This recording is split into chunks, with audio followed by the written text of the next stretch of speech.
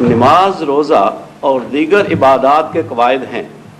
حضور ہماری رہنمائی فرماویں کہ دعا کے بھی اس طرح کچھ معین قواعد ہیں جنہیں ملحوظ رکھنا ضروری ہے، یا اگر دعا کرنے والے کے ذہن میں ان قواعد کا خیال نہ رہے تو بھی دعا دل سے نکلے تو کتنی مؤثر ہو سکتی ہے۔ نیز بیان فرماویں کہ بعض اوقات جس مقصد کے لیے دعا کی جاتی ہے وہ مقصد جلد پورا نہیں ہوتا یا اس کا بظاہر کوئی نتیجہ نہیں نکلتا، تو کیا دعا کرنے والا دعا کو جاری رکھے یا صبر سے کام لے؟ کتنا ہوتا ہوگا یہ بہت چھوٹا کہتے ہیں سوال تھا۔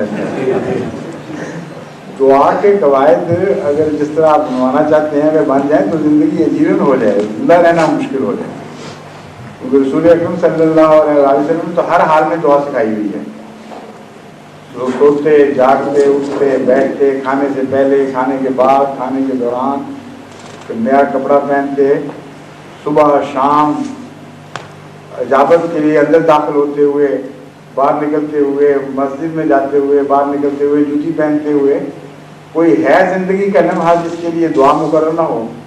تو اگر ساتھ قوانین بھی ہوتے، یہ قوانین ہیں تو اس کے بغیر دعا نہیں ہوئی تو انسان تو مارا جاتا۔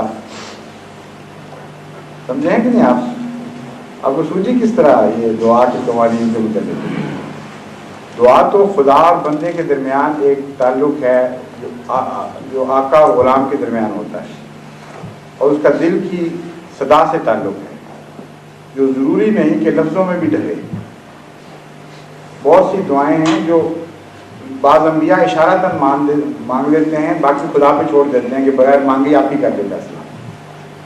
دعا کا تو اتنا وسیع مضمون ہے کہ زندگی کے ہر لمحے پہ حاوی ہے، اور اس کی قسمیں اتنی بے شمار ہیں ان کے بارے میں قوانین بن ہی نہیں سکتے۔ حضرت موسیٰ علیہ السلام نے کیا دعا کی تھی؟ رب انی لما انزلت الی من خیر فقیر، کہ اللہ میں تو فقیر ہوں، میں نے نہیں منہ سے مانگنا کچھ، جو جھولی میں پڑتا ہے خیرات ڈال دو۔ کیسا عجیب ہے یہ دعا کرنا۔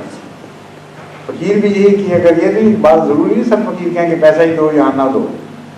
جو سمجھدار فقیر کہتے ہیں سوال ہے جو ڈال دو جھولی میں۔ تو خیرات میں کوئی آٹا لے آتی ہے عورت، کوئی بچا ہوا ٹکڑا روٹی لے آتی ہے، کوئی سالن بچا ہوا لے آتی ہے، کوئی پیسے دے دیتی ہے۔ تو جب انسان صاحب خانہ پر اتنا اثر پڑتا ہے اس پکار کا اور اس پر چھوڑ دیا جاتا ہے، جو ساری کائنات کا مالک ہے، اس کے اوپر اس دعا کا کیا اثر ہوا ہوگا اندازہ کریں۔ اسی لیے خدا نے بڑے پیار کے ساتھ اس دعا کو محفوظ کر دیا قرآن کریم میں، تاکہ دوسری دنیا بھی اس سے فائدے اٹھائے۔ اللہ پہ چھوڑ دیا، میں کیا بتاؤں گا مجھے کیا چاہیے، تو میرا حال جانتا ہے، دیکھ رہا ہے میں کس حال میں ہوں، جو تیرے اختیار میں ہے، تیرے ہاتھ میں ہے، جو میرے لیے مناسب سمجھتے ہیں میری جھولی میں ڈال۔ تو دعاؤں کے تو بڑے عجیب رنگ ہیں، قرآن کریم سے سیکھیں اور حدیث سے سیکھیں۔ تو قانون ایک ہی ہے اس کا کہ دل سے کی سچائی سے دعا نکلے، بس اور کوئی قانون نہیں۔ جو دل کی سچائی سے نکلتی ہے اور جس میں اضطراب پایا جاتا ہے وہ دعا ہے، اور جو رسماً ہوٹوں سے نکلتی ہے یا خالی ہاتھ اٹھا کے یوں کر لیتے ہیں لوگ، وہ کچھ چیز نہیں ہے، اس کی کوئی حقیقت نہیں ہے خدا کے۔ تبھی اجیب دعوت الداعی اذا دعان ہے، اجیب المستر، یہ بھی ہے الفاظ کہ میں مستر کی بات کو قبول کرتا ہوں، اس کی دعا کو مانتا ہوں۔ کیا ہے؟ اجیب نہیں، اما یجیب المستر، وہ کون ہے جو بے قرار کی دعا کو سنتا ہے؟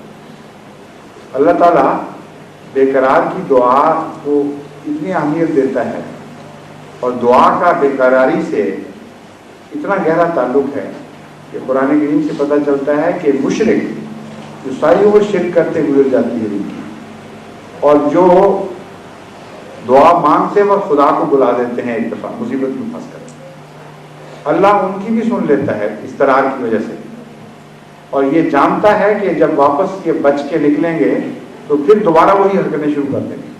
یہ قرآن کریم نے کھول کر مضمون بیان کیا ہے کہ سمندر میں بعض دفعہ لوگ جا رہے ہوتے ہیں، اچھی ہوائیں چل رہی ہیں کشتی میں، اچانک موسم بدلا، طوفان بپا ہو گیا، اس وقت بعض دعا کرتے ہیں خدا ہم تجھے پکارتے ہیں خالص کر کے ہمیں بچا لے.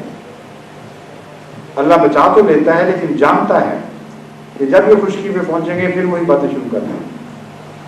تو اضطرار کا مضمون ہے، جتنا زیادہ بے چینی کا معیار اونچا ہوتا چلا جائے گا